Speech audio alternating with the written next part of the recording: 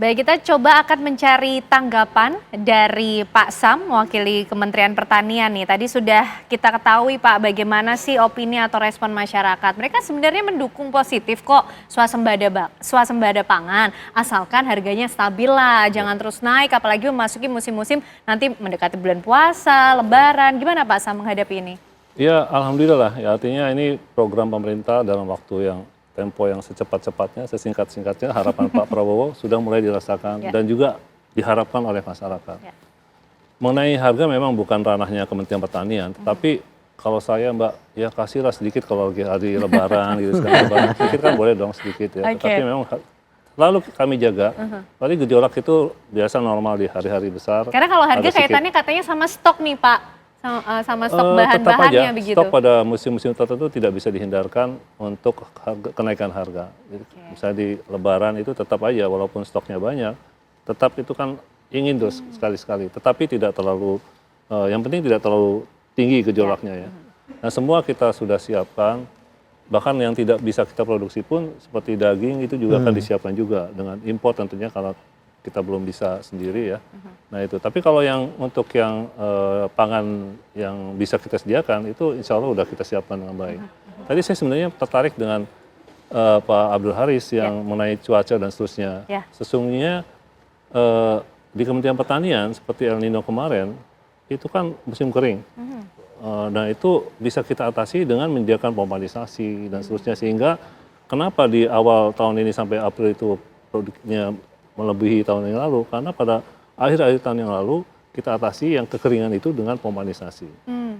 Nah tahun ini tadi sudah disinggung juga oleh Pak Abdul Haris, kita bekerja sama dengan PU, ada dana sekitar 12 triliun untuk membantu perbaikan irigasi dari primer, sekunder, bahkan juga sampai tersier.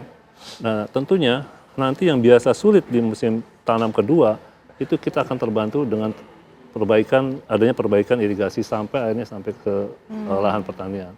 Nah ini yang membuat optimisme kami di Kementerian Pertanian bahwa swasembada ini akan bisa kita capai di akhir tahun ini gitu. Artinya kita tidak perlu khawatir ketika kita mempertanyakan bagaimana kesiapan infrastruktur. Karena tadi sudah dijawab ya Pak mengenai lahan, pengairan, ini sinergi antar kementerian lembaga juga ini sudah begitu dikondisikan. Pak Sam. Prof Didin bagaimana nih melihat juga tadi opini masyarakat, kesiapan dari pemerintah sudah sampai sejauh ini. Kita bisa melihat nanti musim-musim bulan puasa dan juga lebaran dengan penuh optimisme juga, tidak ada kekhawatiran berlebih dari masyarakat? Iya. Tadi sudah dikatakan kalau musim tertentu, Lebaran, diawali oleh Imlek, akan selalu saja ada over demand ya, kelebihan permintaan dari masyarakat yang memang itu wajar lah. Nah, tadi kan kuncinya ya masih terkendali, manageable lah begitu. Tapi yang saya ingatkan begini, swasembada ini harus ada keseimbangan antara kebutuhan kepentingan dari konsumen, harga terkendali, kecukupan stok dan lain sebagainya dengan kesejahteraan petani. Jadi kalau ada gejolak harga yang masih tolerable, itu tadi sudah dikatakan itu adalah bisa dinikmati petani. Supaya mereka ada kelebihan pendapatan ya. Tapi yang lebih jauh lagi adalah catatan saya, karena kita tadi sering bicara swasembada itu adalah food estate. Nah, ini catatannya adalah bahwa kalau untuk sementara food estate ditangani oleh korporasi bahkan TNI itu mungkin oke. Tetapi untuk jangka menengah dan panjang, kalau kita mengaca pada pengalaman sukses zaman Pak Harto ya, swasembada tahun 84 sampai 1 dasawarsa lebih bahkan, itu adalah melibatkan petani secara luas. Dengan ada bimas, inmas, intensifikasi, ekstensifikasi, bahkan diversifikasi itu adalah melibatkan petani secara sangat luas. Sekarang problemnya adalah petani itu kan menua. Di samping petani gurem, petani buruh tani itu bertambah besar.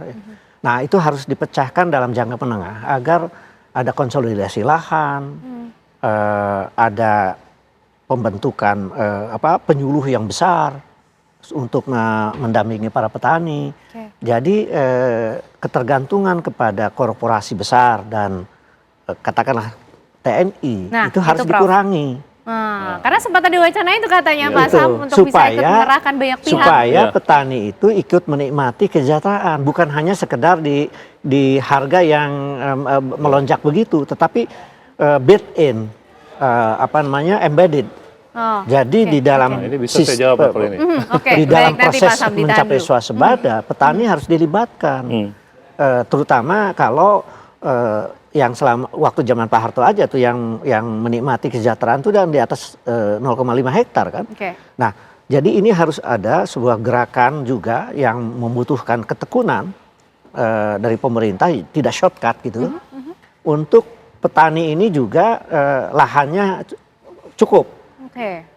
Dengan dikonsolidasi minimal misalnya 1 hektar, beberapa orang dengan berkooperasi, tapi butuh pendampingan, butuh kelembagaan yang katakanlah didampingi oleh kalangan perguruan tinggi dan sebagainya. Jadi jangan sekedar tercapainya produksi, tapi kesejahteraan petani juga harus diperhatikan. Sehingga bisa sustain begitu, Prof. Nah, lebih sustainable jadinya ujungnya. Sebab kalau terus mengandalkan korporasi besar atau bahkan TNI ya, itu menurut saya itu sementara. Nggak boleh itu berkelanjutan. Jadi ini perhatian ya, swasembada pangan itu sekali lagi bukan hanya kepentingan konsumen yang harganya terkendali. Kemudian karena produsen pun petani itu kan juga konsumen, tapi sebagai produsen jangan sampai mereka ya nilai tukar petaninya itu ya dirugikan gitu loh.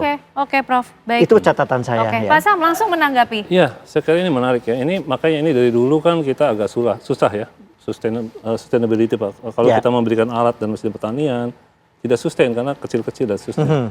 Saat ini Kementerian Pertanian ada program, Mbak Ken juga boleh ikut. Jadi setiap 200 hektar itu dikelola oleh 15 orang milenial.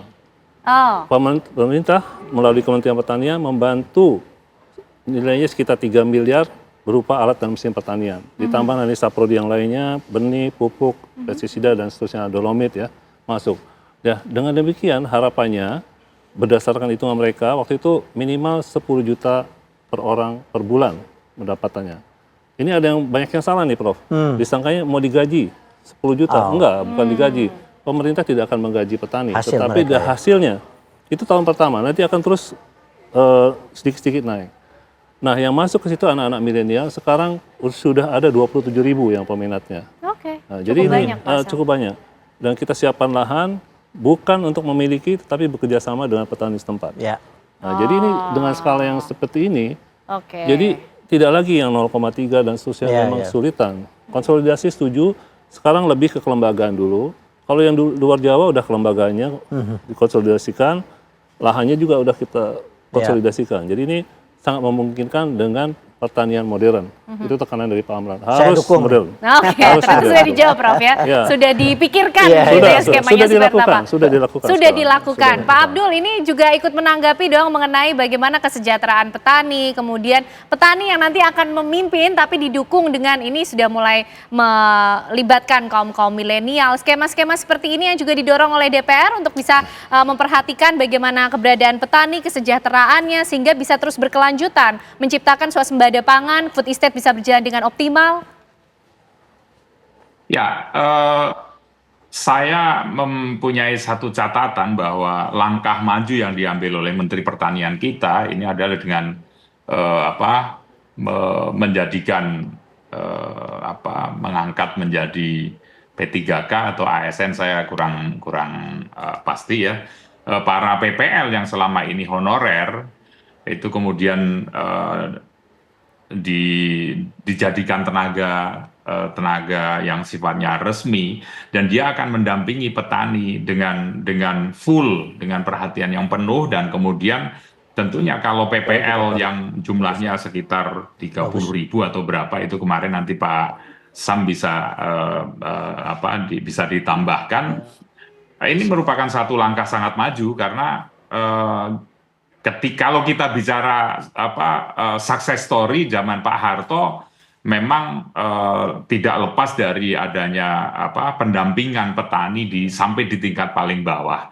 Dan ini juga dilakukan oleh Pak Amran, Pak Menteri Pertanian kita. Dan saya sangat mendukung sekali karena saya juga dari kecil dari anak petani, jadi saya tahu persis kalau ada PPL maka pendidikan kepada petani dan informasi-informasi bagaimana bercocok tanam, menanam padi yang benar, yang baik, yang menghasilkan tingkat produksi yang tinggi, itu saya kira akan bisa dicapai dengan adanya PPL yang menyebar di seluruh Indonesia. Ini salah satu catatan saya. Oke, baru salah satu itu yang menjadi catatan dari DPR. Pak Sam mungkin menanggapi juga tadi apa yang menjadi catatan DPR begitu seperti apa? Kira, terima kasih Pak Abdul Haris ini dukungannya. Jadi saat ini kami sedang berusaha supaya PPL itu dalam koordinasi Kementerian Pertanian. Jadi semuanya program itu langsung didukung oleh PPL. Sementara ini untuk mendampingi tadi Brigade Pangan yang 15 orang itu kami harus turunkan dari Kementerian Pertanian. Ya. Nah nanti begitu PPL berada dalam koordinasi kami di Kementerian Pertanian kan langsung mereka lebih tahu kondisi di lapangan. Jadi sangat setuju sekali. Ini PPL menjadi ujung tombak nantinya corong dari Kementerian Pertanian langsung ke masyarakat itu. Oke, Prof sudah seia sekata-kata ternyata sudah cukup direncanakan dan diperhitungkan dengan baik mempopulerkan kembali ini bagaimana yang menjadi kegiatan petani sehingga cukup banyak pihak memberi perhatian, ikut serta juga sehingga bisa mensukseskan swasembada pangan. Jadi ini kan baru kayak pilot project ya.